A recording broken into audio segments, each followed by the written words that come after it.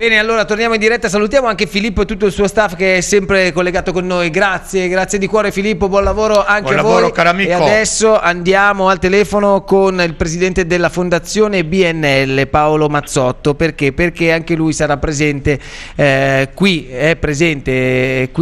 per Un giorno migliore verrà, che è questa iniziativa insomma legata anche a Ugo Bressanello, a Domus de Luna, per parlare dell'interesse del settore privato nei servizi di assistenza sociale, di riqualificazione del territorio e anche per dare uno sbocco di inserimento socio-lavorativo. Buongiorno Paolo. Buongiorno Paolo, ben trovato. Buongiorno a voi. Allora, grazie a te per aver accettato l'invito. In 2 minuti cerchiamo di capire qual è ovviamente l'interesse da parte della fondazione nei confronti appunto di queste realtà che lavorano nel sociale.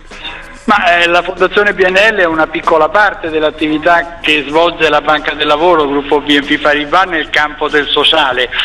Mi fa piacere dire che in un momento di grandi economie le banche non attraversano un periodo felice. La Banca del Lavoro negli ultimi anni non ha mai ritenuto di togliere un euro alle somme che mette a disposizione del sociale.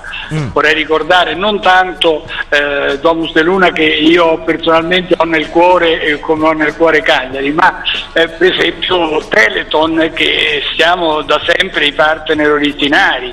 Mettere per micro, noi sul microcredito siamo tramite per micro praticamente copriamo la metà del territorio nazionale e del totale del microcredito in Italia. Ma nell'iniziativa di Domus de Luna, cioè per un ragazzo che a 18 anni poi esce da una comunità e deve un po' camminare con le sue gambe, qual è la commistione?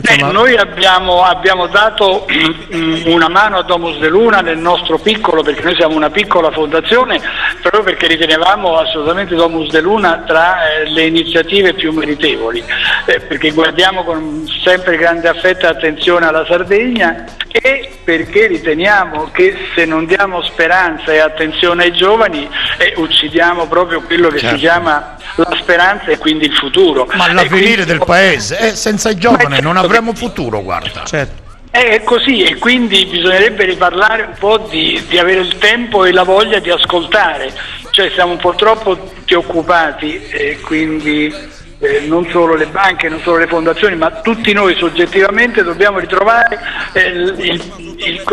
la gioia di dare ascolto a chi chiede attenzione, chiede bisogno, e forse riscoprendo i territori riusciamo a fare meglio sia il nostro lavoro di uomini che di bancari.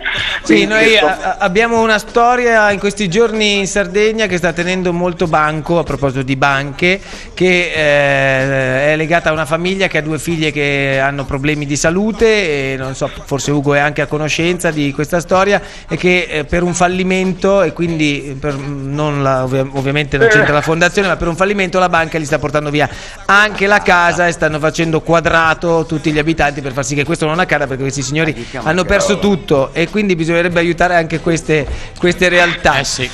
E qui insomma è un discorso molto ampio, Paolo, no? Ampio, però io credo che riguardi un po' proprio la coscienza di tutti. Sì, certo. Dare ascolto, dare attenzione, dare speranza, ridare speranza, credo che proprio partendo dalla comunità, dai territori e dal fatto di cominciare a usare la parola noi invece che io, potrebbe essere un modo di tentare di risolvere problemi che non sono solo economici. Io ne vedo molti sotto il profilo individuale, egoistico, sì, ma sociale, quindi, umano soprattutto, finanziario, sociale, ma anche finanziario, però è sociale e umano soprattutto perché i fondi etici praticamente sono raddoppiati negli ultimi 5 anni, quindi c'è gente che investe così, ripeto, non guardando solo a quanto prendo di interessi, ma qual è l'obiettivo finale dei fondi che io metto a disposizione. Bene, quindi Paolo, noi dobbiamo ringraziarti perché abbiamo... No, sono io che dico grazie a voi. No, anzi, è un piacere. Abbiamo avuto il piacere di parlare con te, ma di sostenere anche questa iniziativa di Domus de Luna, all'interno della quale tu sarai ovviamente uno dei principali protagonisti. Ringraziamo te e la fondazione per il tuo aiuto, per il tuo lavoro. Un abbraccio. Un abbraccio, in bocca al lupo, amico. Salutaci Ugo. Il grande Ugo. Grazie, lo farò. Ciao. Allora